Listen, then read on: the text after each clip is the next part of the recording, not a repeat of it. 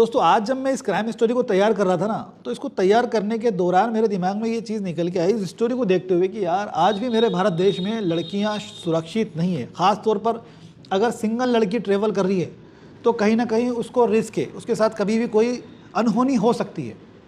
इस स्टोरी के अंदर भी आप ये चीज़ समझेंगे, जानेंगे। तो एक्चुअल में ये मेरे देश में सुरक्षा की कमी है, ख़ास तौर पे महिलाओं के लिए। इस पे हमें सोचने की भी ज़रूरत है। और बेसिक मुद्दे जो होते हैं वो तो अपनी जगह पे, लेकिन फालतू की चीज़ों में लोग उलझते हैं, इन मुद्दों पर बात नहीं करते। जबकि गवर्नमेंट की ड्यूटी है कि भाई एक फ़ीमेल रात को 12 बजे भी निकले तो उसे फील हो कि वो सुरक्षित है। और मेरा ये मानना है कि एक बस के अंदर एक लड़की है और उस भर में बस के अंदर काफ़ी भीड़ है ना, तो वो बहुत ज़्यादा अनकंफर्टेबल फील करेगी। और एक्चुअली ये लड़की ही बता सकती है कि उसके साथ क्या क्या होता है उस बस के अंदर। चलिए आज की जो स्टोरी है वो है बेंगलुरु की। वैसे ही जो महिला थी, ये महिला है एक मॉडल, पूजा डे नाम है इनका, और ये शादीशुदा महिला थी। कलकत्ता में रहती हैं पति के साथ। एक कोई इवेंट था उसमें शामिल होने के लिए जा रही थी और गई थी बेंगलुरु के अंदर। वहाँ पर होटल में रुकती हैं वो। 30 जुलाई 2019 को वो होटल जाती है और वहाँ पे रुकती है। एक कैब को वो लेती है और उसके साथ वो जहाँ भी उसको जाना होता है उस कैब में जाती है। तो बहरहाल ये कि इस स्टोरी के अंदर ये है कि इस महिला की बॉडी मिलती है बेंगलुरु के अंदर। कलकत्ता से जाती है बेंगलोर, और बेंगलुरु के अंदर केपी गोड्डा जो एयरपोर्ट है उस जगह पे सुबह के समय कुछ लोग वहाँ से गुजर रहे थे। देखते हैं कि एक महिला की बॉडी पड़ी हुई है और उस बॉडी को इस तरह से मतलब इंजर्ड किया गया है, इसके उसके उस तरीके से उसके साथ मारपीट की गई है कि उसका चेहरा भी पहचान में नहीं आ रहा। तो पुलिस आती है मौके पे। जब पुलिस आती है मौके पर तो वो देखती है कि भाई एक बॉडी है जिसको सिर को भारी पत्थर से कुचला गया है, चेहरा उसका समझ में नहीं आ रहा, जिसकी बॉडी पर एक टैटू है, हाथ में घड़ी है टाइटन की, और उसने जीन्स पहनी हुई है। कपड़ों से वो ब्रांडेड, मतलब कपड़े ऐसे थे उसके ब्रांडेड, और उसकी जो घड़ी थी वो ब्रांडेड ही थी। तो उससे देखने में ऐसा लगा पुलिस को कि ये वेल फैमिली से, मतलब अच्छी फैमिली से बिलोंग करती होगी। पहनावा जो था वो बेंगलोर का उनको नहीं लग रहा था। ऐसा लग रहा था कि वो आसपास की महिला हो सकती है, लेकिन जो पहनावा है वो दिल्ली, उत्तर प्रदेश और पश्चिम बंगाल की साइड का उसको पुलिस को लगा। जब पुलिस ने ये चीज़ देखी तो सबसे पहले काम क्या करती है पुलिस इस तरीके के मामलों के अंदर कि भाई अगर किसी की बॉडी मिलती है तो पुलिस की ड्यूटी है कि सबसे पहले पहचान कराई जाए कि एक्चुअल में ये बॉडी किसकी है, उनकी तरफ से कोई शिकायत ली जावे। लेकिन अगर नहीं मिलती तो पुलिस खुद कंप्लेनेंट बन सकती है। लॉ में ये है कि पुलिस खुद भी कंप्लेनेंट बन सकती है, शिकायतकर्ता भी पुलिस हो सकती है, इन्वेस्टिगेशन भी पुलिस कर सकती है। लेकिन पुलिस सोचती है कि यार अगर कोई व्यक्ति जो जानकार हो वो करवाएगा तो ज़्यादा ठीक रहेगा, तो पुलिस की मंशा यही रहती है। तो बहरहाल ये बॉडी मिलने के बाद पुलिस पूरे बेंगलोर के जितने भी पुलिस थाने हैं सभी को इन्फॉर्म करती है, बॉडी का डिस्क्रिप्शन देती है उन सभी पुलिस थानों को, और वहाँ से पता करने की कोशिश करती है कि क्या किसी महिला की मिसिंग रिपोर्ट हुई है क्या। और एक्चुअल में यही करने का काम करने का तरीका भी यही है। यहाँ तक मुझे कुछ गड़बड़ नज़र नहीं आती। गांव के कुछ लोगों ने बॉडी को देखा, पुलिस को सूचना दी, पुलिस मौके पे गई। जाते ही पुलिस ने उसकी बॉडी को वहाँ से उठाया और सारे जो रिलेटेड कंटेंट थे उनको भी उन्होंने कैप्चर किया और मोटी मोटी चीज़ों पे ध्यान भी दिया। लेकिन जब ना पुलिस के सभी थानों पर लोकल बेंगलोर के अंदर पता किया तो कोई इन्फॉर्मेशन पुलिस को नहीं मिली कि यार ये बॉडी किसकी है। कोई मिसिंग पर्सन रिपोर्ट जो होती है वो भी उस महिला से संबंधित रिलेटेड नहीं थी। तो मतलब जो डिस्क्रिप्शन पुलिस ने दिया उस महिला की बॉडी का स्ट्रक्चर देख करके और उसकी जो पहनावा है उसको देख करके, तो मैच नहीं हुआ पूरे बेंगलोर के अंदर उस महिला की बॉडी की कोई गुमशुदगी की रिपोर्ट। अब पुलिस की जो है वहीं पे काम बढ़ जाता है फिर, क्योंकि देखो अगर पुलिस को बेंगलोर में किसी भी थाने पर इस तरीके की वो इन्फॉर्मेशन मिल जाती तो उनका काम ईजी हो जाता है। लेकिन अब स्टेट ही चेंज होने वाला है, तो जो डिस्क्रिप्शन मिला था पुलिस को जिसका लड़की का पहनावा है उसके अकॉर्डिंग वो लग रही थी या तो दिल्ली की है या पश्चिम बंगाल की है या उत्तर प्रदेश की। तो अब तीनों जगह पे टीम बना करके भेजा जाता है। हर एक क्षेत्र में पुलिस जाती है और वहाँ के जो थाना है उन थानों पर जा कर के जो डिस्क्रिप्शन है बॉडी का, उसका जो भी उन्होंने प्राप्त किया, उसका जो क्या नाम से पहनावा है, जो उसका लुक है, पूरा डिस्क्रिप्शन लेकर के संबंधित थानों पर जा कर के पूछताछ की गई। तो एक जगह से उनको इन्फॉर्मेशन मिली और जो बताई जा रही थी कि पश्चिम बंगाल का जो न्यू टाउन पुलिस थाना है वहाँ से पुलिस को इन्फॉर्मेशन मिली कि एक महिला की मिसिंग पर्सन रिपोर्ट दर्ज हुई है, जो दर्ज हुई है 5 अगस्त 2019 को। ये जो महिला है 30 तारीख को जाती है बेंगलोर में किसी इवेंट में शामिल होने के लिए। 31 तारीख 2019 को इसकी बॉडी लोग देखते हैं। उसके बाद इसके जो घर वालों ने रिपोर्ट दर्ज कराई है वो कराई है 5 अगस्त 2019 को। लगभग 5 डेज़ का डिले है। लेकिन उनको ये, जब कोई व्यक्ति घर से बाहर जा रहा है तो जाहिर सी बात है उनको पता है कि यार काम से गई हुई हो, उसके बाद वो वेट करेंगे, हो सकता है बिजी हो, इस वजह से उन्होंने 5 दिन लगा दिए। ये भी बात आएगी कि भाई 5 दिन क्यों लगे आगे स्टोरी के अंदर। तो जाहिर सी बात है जब अगर पता चल जाता है तो फिर उसके जो क्या नाम से जिसने रिपोर्ट दर्ज कराई है उससे फिर बात करना ज़रूरी हो जाता है। बेंगलुरु पुलिस ने, जो पश्चिम बंगाल की पुलिस थी, उनसे कहा कि भाई आप मुझे डिटेल्स दो उस व्यक्ति की जिसने रिपोर्ट दर्ज कराई है। तो उस व्यक्ति का नाम था सुदीप सिंह नाम के व्यक्ति ने रिपोर्ट दर्ज कराई थी। जब पुलिस बात करती है बेंगलुरु पुलिस तो पता चलता है कि सुदीप सिंह उसका पति है जिसकी उसने रिपोर्ट दर्ज कराई है। बताता है कि महिला का नाम पूजा सिंह है और वो उसकी पत्नी है। पुलिस को पता चलता है कि वो बेंगलुरु क्यों आई थी, कि वो इवेंट के कुछ काम से गई थी। पिछले 2 दिनों से मैं उससे संपर्क करने की कोशिश कर रहा था लेकिन उधर से कोई कॉल रिसीव नहीं हुआ, तो मुझे लगा वो बिज़ी होगी। उसके बाद मेरे पास मैसेज आया मेरी वाइफ़ के नंबर से, जिसमें मेरी वाइफ़ ने मुझसे कहा कि उसे 5 लाख रुपए की आवश्यकता है, वो अकाउंट में डाल दे। उसने मुझे अकाउंट नंबर भी दिए थे। तो जब मैंने मैसेज देखा तो जो उसमें जो इंग्लिश थी वो सही तरीके से लिखी हुई नहीं थी, और मेरी वाइफ़ को जो इंग्लिश है वो बहुत अच्छे से आती है। तो वो जो मैंने देखा कि यार ये जो इंग्लिश है उसकी नहीं है, ये तो टूटी फूटी इंग्लिश के अंदर उसने मैसेज किया है, तो कुछ तो गड़बड़ है। इसलिए मैंने पश्चिम बंगाल थाने में, जो न्यू टाउन पुलिस थाना है, वहाँ पर रिपोर्ट दे दी थी। ये बात बताता है वो व्यक्ति किसको, पुलिस को, जो कि बेंगलुरु पुलिस है। फिर बेंगलुरु पुलिस उसको बुलाती है कि भाई आप आ जाओ, शिनाख्त करो, पहचान करो। वो आता है, बॉडी दिखाई जाती है तो वो पहचान जाता है कि वो उसी की वाइफ है। देखो ये जो पुलिस है इस व्यक्ति से तक पहुंचने से पहले उसके जो कपड़े हैं उसके अनुसार ये भी चेक करती है कि यार ये जो कपड़े हैं ये कहाँ कहाँ बिकते हैं। तो उसकी वजह से ये 3 जगह का नाम जो मैंने लिया वो मैं मिस कर गया पहले, कि या तो वो दिल्ली की हो सकती है, या पश्चिम बंगाल की हो सकती है, या उत्तर प्रदेश की होती है। ये पुलिस ने कैसे अनुमान लगाया? वो ऐसे अनुमान लगाया क्योंकि कपड़े जो उसने ख़रीदे थे वो इन 3 क्षेत्रों में सर्वाधिक बेचे गए थे। उसके बाद जो साइज़ उसने पहना था जीन्स का वो सबसे ज़्यादा इन्हीं क्षेत्रों में बिके, मतलब मैक्सिमम इन्हीं 3 क्षेत्रों के अंदर बिके थे। तो वो कैटेगरी आ गई कि यार ये दिल्ली, उत्तर प्रदेश और पश्चिम बंगाल की हो सकती है। तो इस तरह से 3 जब पश्चिम बंगाल जाती है, पुलिस से उसको संपर्क करके पति को बुलाती है। पति आता है, पति पहचान जाता है कि वो उसी की वाइफ है। इसके बाद पुलिस पता करती है कि जो पूजा डे थी वो बेंगलोर में कहाँ पर आकर के रही थी। तो जो पति है उसके पास भी पूजा डे का जो ईमेल था उसका एक्सेस था।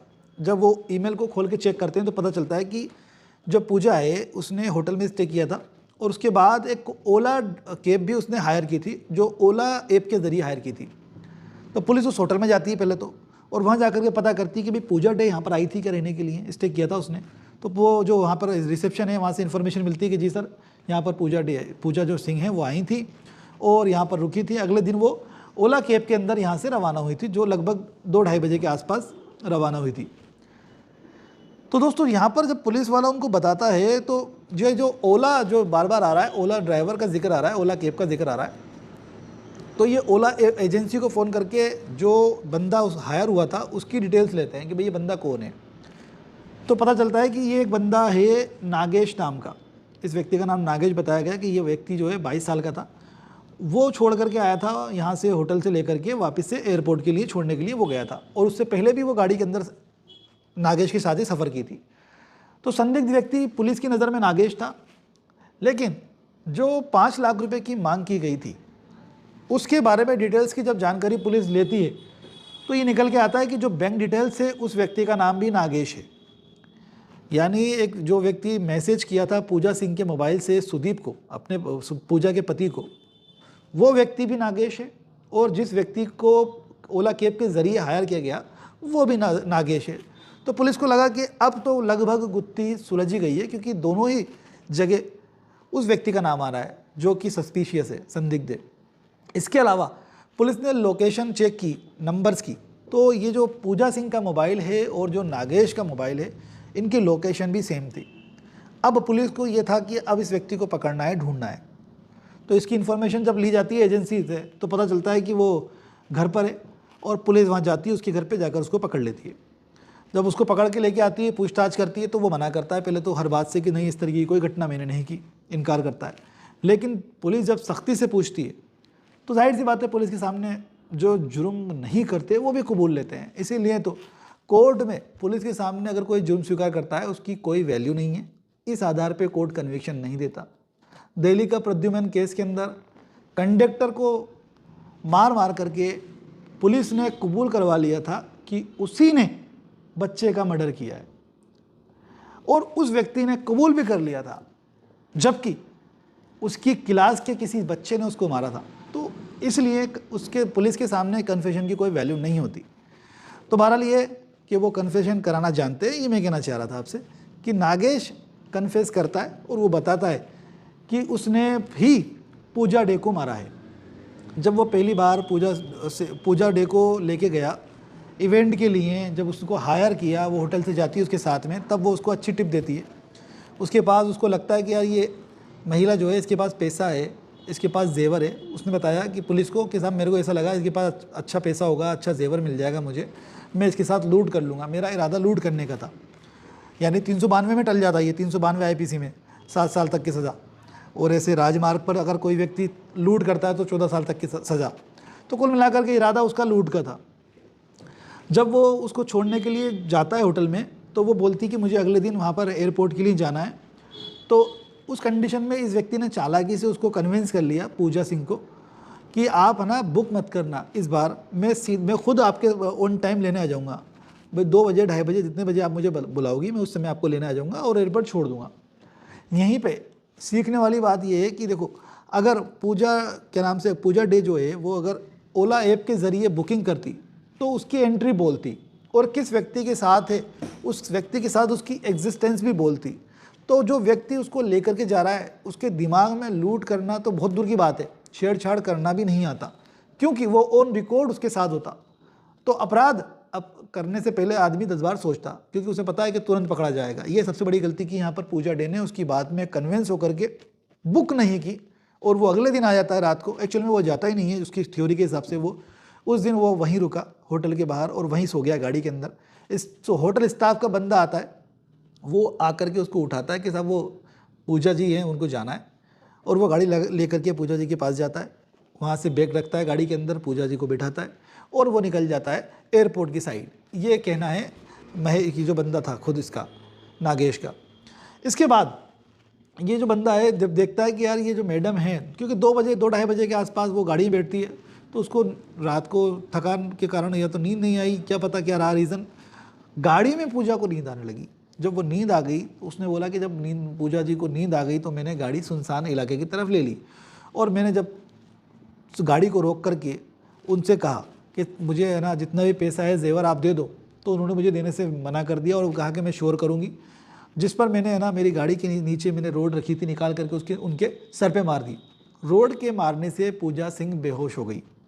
इसके बाद मैंने उनको गाड़ी में डाला और मैं वापस सुनसान इलाके की तरफ एयरपोर्ट के पीछे उनको ले गया, और मैंने सोचा था कि मैं वहाँ जा कर के इनका जो सामान है वो ले करके उनको वहीं पे पटक दूंगा। इस इंटेंशन से मैंने उसको वहाँ ले जा कर के गाड़ी को रोका। लेकिन जैसे मैंने गाड़ी को रोका तो पूजा सिंह की जो है उसको होश आ गया और वो गाड़ी से निकल के भागने लगी। मैं पीछे भागा और मैंने दोबारा से सर पर वार किया। उसके बाद मैंने चाकू पकड़ करके चाकू से उस पर कई वार किए। लगभग पुलिस के जो मैंने जितनी भी रिसर्च की उसके हिसाब से मिनिमम 22 चाकू पड़े थे उसके, और शायद मैक्सिमम 32 चाकू। ये 22 से 32 चाकू का फिगर फिक्स नहीं है, इतने चाकू उस व्यक्ति ने मारे, जान से मार दिया। ये बताता है उसको क्या नाम से पूजा सिंह को इसने। उसके बाद इसने उसको साइड में पटक करके उसका जो चेहरा है उसको छुपाने के लिए कि कोई पहचान ना हो, सर पर बड़े पत्थर से वार किया। उसके बाद उसकी बॉडी को साइड में फेंक करके पूरा सामान लेकर के वो चला गया। 2 मोबाइल फ़ोन थे उसके पास, एक मोबाइल को उसने बेच दिया। तो कुछ इस तरीके से ये घटना बताता है पुलिस को। दोस्तों, शातिर कोई कितना भी शातिर चोर हो या कितना ही शातिर अपराधी क्यों ना हो, अगर पुलिस ईमानदारी से और तरीके से जांच करती है ना तो कोई बच नहीं सकता, संभावना ही नहीं है बचने की। एक्चुअल में पुलिस की लापरवाही के कारण इतना समय लग जाता है, अदरवाइज़ मैं कह रहा हूँ कि बहुत ही फास्ट पुलिस कार्रवाई कर सकती है और बहुत ही जल्दी किसी व्यक्ति को पकड़ सकती है। लेकिन मुझे लगता है कि मेहनत नहीं करते, सही तरीके से इन्वेस्टिगेशन नहीं करते और लापरवाही ज़्यादा करते हैं। यही कारण है कि लोग बरी भी हो जाते हैं इस तरीके के केसेस के अंदर, एक्विटल हो जाता है। तो दोस्तों, ऐसा व्यक्ति जो इस तरह से किसी महिला के साथ लूट करता है, उसका इरादा लूट करने का था, केवल लूट करता तो 392 IPC लगता, लेकिन यहाँ पर उसने उस महिला की हत्या कर दी लूट करके, तो 302 IPC का उसने अपराध कर दिया है। ऐसे व्यक्ति को 302 IPC में या तो मृत्यु दंड की सज़ा होगी या आजीवन कारावास की, इससे कम सज़ा नहीं है। तो दोस्तों, आगे से आपको भी ध्यान रखना है, कभी भी आप ट्रेवल करते हैं तो इस तरह से बेवकूफ़ी ना करें। आपकी एग्जिस्टेंस उसके साथ शो होना चाहिए। अगर आप उसके साथ ओला कैब के ज़रिए कर रहे हो ट्रेवल, तो वैसे तो मैक्सिमम लोग किसी भी गाड़ी को रोक करके ट्रेवल कर लेते हैं, वो बात अलग है। लेकिन जहाँ आप देख रहे हैं कि मैं ओला सर्विस ले रहा हूँ, तो फिर उसको बुक कराओ। बुक कराओगे तो वो तुम्हारे साथ अपराध करने से पहले 10 बार सोचेगा। ऐसी ही क्राइम स्टोरीज हमारे चैनल पर आती रहती है, इसलिए हमारे चैनल को सब्सक्राइब ज़रूर कर लेना। इस वीडियो को लाइक और शेयर ज़रूर करें। Thanks for watching.